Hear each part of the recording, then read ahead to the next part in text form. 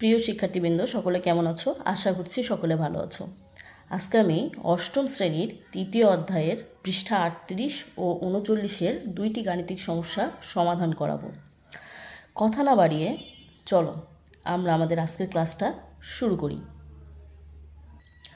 তো আমাদের প্রথমের গাণিতিক যে সমস্যাটি আছে সেটা উদাহরণ 9-এর। তো চলো আমরা অঙ্কটা একবার দেখে নিই। একটি ঘরের দৈর্ঘ্য প্রস্থের 3 গুণ। প্রতি বর্গমিটারে এত টাকা দরে ঘরটির মেঝে কার্পেট দিয়ে ঢাকতে মোট 1102 টাকা 50 পয়সা ব্যয় হয়। ঘরটির দৈর্ঘ্য ও প্রস্থ নির্ণয় করো। তো চলো আমরা প্রথম লাইনটা একটু দেখি আবার। একটি ঘরের দৈর্ঘ্য প্রস্থের 3 গুণ। দৈর্ঘ্যটা হচ্ছে প্রস্থের 3 গুণ। তার মানে আমাদের প্রস্থ কত সেটা আমাদের আগে জানতে হবে। প্রস্থ ধরে নাও যে হচ্ছে ক, প্রস্থ হচ্ছে ক এবং দৈর্ঘ্য হচ্ছে প্রস্থের 3 গুণ। তাহলে প্রস্থ যা হবে তার 3 গুণ হবে, তার মানে 3 ক। আশা করি দৈর্ঘ্য এবং প্রস্থটুকু বুঝতে পেরেছো। দেখো, প্রস্থ যতটুকু তার 3 গুণ হচ্ছে দৈর্ঘ্য। প্রস্থ যদি 1 হয় তাহলে 1 গুণন 3 হচ্ছে দৈর্ঘ্য, মানে 3 হচ্ছে দৈর্ঘ্য। প্রস্থ যদি 2 হয় তাহলে প্রস্থ যদি তোমাদের মনে করো যে 2 হলো, তাহলে 2 গুণন হচ্ছে 3, এই যে 6 হচ্ছে দৈর্ঘ্য। তো আমাদের যেহেতু বলছে যে প্রস্থ কত দেওয়া নাই, প্রস্থের 3 গুণ হচ্ছে দৈর্ঘ্য, তার জন্য আমি প্রস্থ ধরে নিলাম হচ্ছে ক। তার মানে দৈর্ঘ্য হবে প্রস্থের 3 গুণ। এটা হচ্ছে প্রস্থ এর 3 গুণ, তাহলে ক এর সাথে গুণ করলে 3 ক। এই হচ্ছে 3 ক হচ্ছে দৈর্ঘ্য। এইটুকু ক্লিয়ার কনসেপ্ট? ওকে। এরপর দেখো, প্রতি বর্গমিটারে এত টাকা দরে ঘরের 7 টাকা 50 পয়সা দরে ঘরটির মেঝে কার্পেট দিয়ে ঢাকতে। তাহলে প্রতি বর্গমিটার, তার মানে মনে করো যে এটা 1 বর্গমিটার। মেঝের এইটুকু অংশ হচ্ছে এটা দৈর্ঘ্য, এটা এই দৈর্ঘ্য প্রস্থ মিলে এটা ধরে নাও 1 বর্গমিটার। এই 1 বর্গমিটার ঢাকতে 7.5 টাকা খরচ হয়। এরপরে কি বলেছে, ঢাকতে মোট এত টাকা ব্যয় হয় এবং পুরো মেঝেটা ঢাকতে, এই সম্পূর্ণ মেঝেটা এই মেঝেটুকু ঢাকতে তোমার কত টাকা খরচ হয় সেটাও বলে দিচ্ছে। 1102 টাকা 50 পয়সা এত টাকা খরচ হয়। তো ঘরের মেঝে ঢাকতে কত টাকা খরচ হচ্ছে সম্পূর্ণটুকু, 1 বর্গমিটারে কত খরচ হচ্ছে সম্পূর্ণটা বলে দিয়েছে। আমাদেরকে বের করতে বলেছে দৈর্ঘ্য এবং প্রস্থ। তো চলো আমরা সমাধান করি। তো আমরা ঘরের মেঝের ক্ষেত্রফলটুকু জানার চেষ্টা করব। তো চলো আমরা আমাদের অঙ্কটা সমাধান করি। তাহলে এতটুকুর জন্য এই 7.5 টাকা খরচ হচ্ছে 1 বর্গমিটারে। 7.5 টাকা খরচ হয় 1 বর্গ মিটারে। 1 বর্গ মিটারে। অতএব 7.5 টাকা যখন 1 বর্গ মিটারে খরচ হচ্ছে, 1 টাকা খরচ হবে তখন অনেক কম বর্গমিটার হবে, অনেক সূক্ষ্ম হবে, মানে ভাগ করতে হবে। 1 দিয়ে 7.5 এটা বর্গমিটার। অতএব এই যে আমার গোটা ঘরের জন্য আমার খরচ হয়েছে 1102 টাকা 50 পয়সা। এই 1102 টাকা 50 পয়সা যখন খরচ করছি তখন কত বর্গমিটার, তার মানে এই গোটা মেঝেটা কত বর্গমিটার সেটা বের হয়ে আসবে। তাহলে এটা সময় হচ্ছে গুণ হবে। তাহলে 1102.50 নিচে হচ্ছে এত বর্গমিটার। তো 7.5 দিয়ে এটাকে যদি আমরা ভাগ করি, এটাকে যদি ভাগ করা হয় তাহলে আমাদের উত্তর হবে হচ্ছে, এখানকে ভাগের ফল হবে 147 বর্গ মিটার। তাহলে দেখো, আমাদের পুরো মেঝেটার ক্ষেত্রফল পেলাম আমরা হচ্ছে 147 বর্গ মিটার। মানে পুরো মেঝেটা হচ্ছে 147 বর্গ মিটারের একটি মেঝে। এখন তোমাদেরকে বলা হয়েছে দৈর্ঘ্য প্রস্থ বের করতে হবে। তাহলে আমরা এখানে লিখতে পারি, অতএব ঘরের মেঝের ক্ষেত্রফল হচ্ছে 147 বর্গ মিটার। এখন যেহেতু আমরা এখানে দৈর্ঘ্য প্রস্থ ধরে নিয়েছি, এটা নিয়ে কাজ করবো এখন। তাহলে ধরি ঘরের প্রস্থ, দেখো আমরা নিয়েছি এখানে ক মিটার, এবং ঘরের দৈর্ঘ্য সমান হচ্ছে 3 ক মিটার। 3 ক কেন আমি আগে বুঝিয়ে দিয়েছি। এখন আমরা লিখতে পারি, অতএব ঘরটির ক্ষেত্রফল সমান হচ্ছে দৈর্ঘ্য গুণন হচ্ছে প্রস্থ বর্গ একক। এরপরে মান বসিয়ে দাও। দৈর্ঘ্য হচ্ছে 3 ক গুণন হচ্ছে প্রস্থ হচ্ছে ক বর্গ মিটার। আচ্ছা, এখানে বর্গই লিখে দাও, বর্গ মিটার। 3 ক স্কোয়ার হয়ে যাবে, 3 কয়ের উপর স্কোয়ার বর্গ মিটার। এখন দেখো আমরা ক্ষেত্রফল পেয়েছি। এখন কি করতে পারো, দেখো এটাও কিন্তু ক্ষেত্রফল, আবার এখানে আমরা বের করেছি 147, এটাও কিন্তু ক্ষেত্রফল। এইটা সমান কিন্তু এটা আমরা লিখতে পারি। তাহলে আমরা এখন প্রশ্ন মতে বা শর্তানুসারে লিখতে পারি। শর্তানুসারে আমরা লিখতে পারি 3 ক স্কোয়ার সমান হচ্ছে 147, বা ক স্কোয়ার সমান হচ্ছে 147, নিচে হচ্ছে 3। কেন 3 দিলাম নিচে? কারণ এটা থেকে এটা এখানে এসে ভাগ হয়ে গেল। বা ক স্কোয়ার সমান হচ্ছে 3 দিয়ে যদি আমরা এটাকে ভাগ করি তাহলে হবে হচ্ছে 4, 3 4 12, 3 9 27। তাহলে ক স্কোয়ার ইকুয়াল হচ্ছে 49। ওকে, ক স্কোয়ার ইকুয়াল হচ্ছে 49। তারপরে আমরা অঙ্কটা এই পাশে করছি। ওকে, তাহলে এখন লিখতে পারি যে ক সমান, বা ক স্কোয়ার এপাশে এসে যদি আমি বর্গ করে দিই, আমি যদি রুট ওভার করে দিই, স্কোয়ার এখানে ছিল, এটা আমি এখানে নিয়ে এসে রুট করে দিলাম, তাহলে রুট করলে আমার হচ্ছে 7 স্কোয়ার, এটা স্কোয়ার এবং রুট কেটে যাবে, তার মানে আমার থাকছে হচ্ছে 7।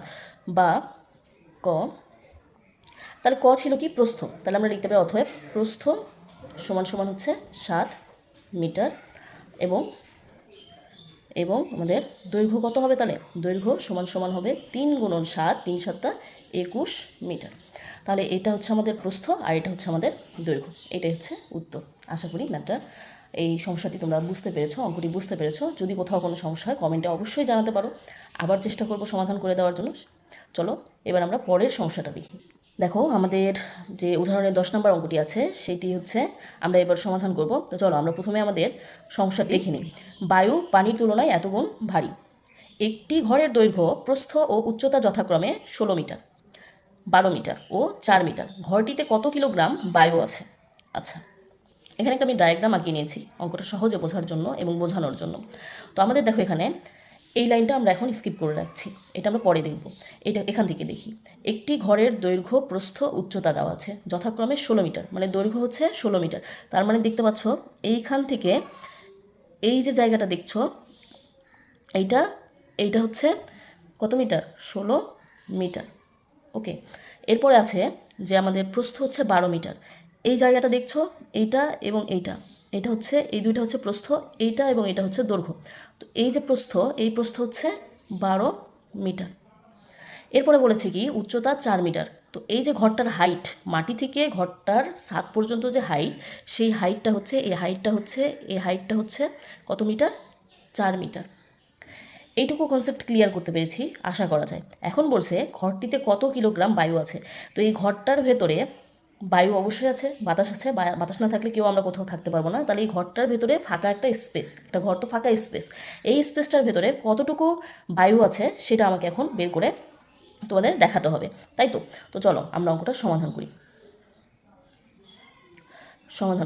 প্রথমে আমাদের এই ঘরটা কতটুকু ফাঁকা স্পেস সেটা বের করতে হবে। তো সেটা বের করতে গেলে, একটা ঘর বা কোনো জায়গার ফাঁকা স্পেস বের করতে গেলে সেটার আয়তন বের করতে হয়। যে কোনো জিনিসের আমরা যদি সেটার ভেতরে কতটা মানে ফাঁকা জায়গা আছে সেটা বের করতে চাই, তাহলে আমাদের অবশ্যই আয়তন বের করতে হয়। আর যদি মেঝের কতটুকু স্পেস সেটা বের করতে গেলে ক্ষেত্রফল বের করতে হয়। ভূমির স্পেস যদি বের করতে যাও তাহলে তখন সেটার ক্ষেত্রফল বের করতে হয়। আর কোনো ঘর হোক, কোনো চারকোনাকার কোনো জিনিসের যদি আমাদের স্পেস বের করতে বলে, ফাঁকা যতটুকু আছে সেটা বের করতে বলে আয়তন বের করতে হয়। তো আমরা ঘরটির ফাঁকা জায়গার আগে আয়তনটুকু বের করে নিব। তাহলে আমরা লিখতে পারি যে দেওয়া আছে ঘরটির দৈর্ঘ্য সমান হচ্ছে 16 মিটার, ঘরটির প্রস্থ সমান 12 মিটার, ঘরটির উচ্চতা সমান হচ্ছে 4 মিটার। এরপরে আমরা লিখতে পারি অতএব আমরা জানি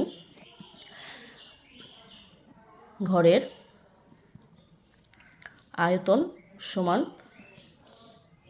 দৈর্ঘ্য গুণন প্রস্থ গুণন উচ্চতা এত ঘন একক। আচ্ছা, দৈর্ঘ্য দেওয়া আছে 16, গুণন প্রস্থ আছে 12, গুণন হচ্ছে 4, এত ঘন মিটার। এগুলো গুণ করলে তোমাদের আসবে হচ্ছে 768 ঘন মিটার। এই ঘন মিটারকে আমরা করব হচ্ছে ঘন সেন্টিমিটার। তো এই ঘন মিটারকে ঘন সেন্টিমিটার করতে গেলে তোমাকে 3টা 100 দ্বারা গুণ করতে হবে। তো 3টা 100 যদি আমরা গুণ করি, 1 2 3 4 5 6, মানে 10 লক্ষ হবে ঘন সেন্টিমিটার। তাহলে আমাদের ঘরের আয়তন হচ্ছে 1 2 3 4 5 6 এত ঘন সেন্টিমিটার। এটা হচ্ছে আমাদের ঘরের আয়তন। এখন তোমাদের দেখো অঙ্কে বলেছে বায়ু পানির তুলনায় এত গুণ ভারী। তো এখানে বলেই দেওয়া হয়েছে যে বায়ু পানির তুলনায় কত বলেছে? পানির তুলনায় বলেছে যে 0.00129 গুণ হচ্ছে ভারী। ওকে, এত গুণ ভারী মানে পানির যদি বায়ু হচ্ছে পানির তুলনায়, মানে পানি যদি 1 গ্রাম হয় তার মানে বায়ু এর সাথে এই সংখ্যাটা গুণ করলে যা হবে ততটুকু হবে। পানি যদি 2 গ্রাম হয়, 2-এর সাথে এটা গুণ করলে যা হবে ততটুকুই হচ্ছে বায়ুর ওজন হবে। এটুকু বুঝতে পেরেছো তো? অতএব 1 ঘন সেন্টিমিটার পানির ওজন হচ্ছে 1 ঘন সেন্টিমিটার বায়ুর ওজন আমরা বের করব, পানি হবে না। বায়ুর ওজন হচ্ছে 1 ঘন সেন্টিমিটার বায়ুর ওজন আমরা পাবো হচ্ছে 0.00129 গ্রাম। এত গ্রাম। আমরা আরও একটা বিষয় জানি যে 1 ঘন সেন্টিমিটার পানির ওজন হচ্ছে 1 গ্রাম। এটা আমরা কিন্তু জানি, এটা আমাদের একটা একক দেওয়া আছে, সেটা মনে রাখবে সবসময় যে 1 ঘন সেন্টিমিটার পানির ওজন যদি 1 গ্রাম হয় তাহলে 1 ঘন সেন্টিমিটার বায়ুর ওজন এই যে 1 তার সাথে এত গুণ, কারণ পানির যা ওজন তার সাথে এত গুণ করলে যা হবে তাই হচ্ছে বায়ুর ওজন হবে। এটা হচ্ছে বায়ুর ওজন। এখন আমাদের পুরো ঘরটাতে কতটুকু বায়ু আছে সেটা বের করতে হবে। তো এটা হচ্ছে ঘরের আয়তন। এই আয়তন দিয়ে এই যে বায়ু যে আমরা পেলাম, বায়ুর ওজন যে পেলাম, 1 ঘন সেন্টিমিটার বায়ুর ওজন যে পেলাম সেটা এখন বের করবো। আমাদের তো এত ঘন সেন্টিমিটার বায়ুর ওজন বের করতে হবে, তাই না? 1 ঘন সেন্টিমিটার বায়ুর ওজন যদি এত গ্রাম হয় তাহলে এত ঘন সেন্টিমিটার বায়ুর ওজন কত? অতএব আমরা লিখতে পারি যে কত আছে ওখানে 6 7 6 8 1 2 3 4 5 6 এত ঘন সেন্টিমিটার বায়ুর ওজন সমান আমরা লিখতে পারি 7 6 8 1 2 3 4 5 6 গুণন হচ্ছে 0.00129, এটা হচ্ছে গ্রাম। তো এটা গুণ করলে আমরা পাবো এখানে যে 9900720 গ্রাম। আচ্ছা, আমাদেরকে কিন্তু অঙ্কে বলেছে কিলোগ্রামে দেখাতে। কিসে? কিলোগ্রামে। অবশ্যই আমরা এটাকে এখন কিলোগ্রামে ট্রান্সফার করব। তো কিলোগ্রামে যদি এটা আমরা করতে যাই আমাদেরকে এটা কী করতে হবে? 1000 দিয়ে ভাগ করতে হবে। তো দেখো, এটাকে যদি আমরা এখানেই যদি আমি 1000 দিয়ে ভাগ করি, আমার দশমিক আছে এখানে 3টে শূন্য আছে, তার মানে 1 2 3 3 ঘর এগিয়ে আসবে। তাহলে আমার উত্তর হবে হচ্ছে 990.72 কিলোগ্রাম। এটা হচ্ছে আমাদের গাণিতিক সমস্যা যে দুটো সমাধান করালাম, 9 নম্বর এবং 10 নম্বর। অঙ্ক দুটো তোমরা বুঝতে পেরেছো। যদি কোনো কারণে বুঝতে কোথাও সমস্যা হয় অবশ্যই কমেন্ট বক্সে জানাবে। পরবর্তী ভিডিওতে আমি পরের গাণিতিক সমস্যাগুলো সমাধান করানোর চেষ্টা করব। সে পর্যন্ত সবাই সুস্থ থাকবে, ভালো থাকবে। ধন্যবাদ।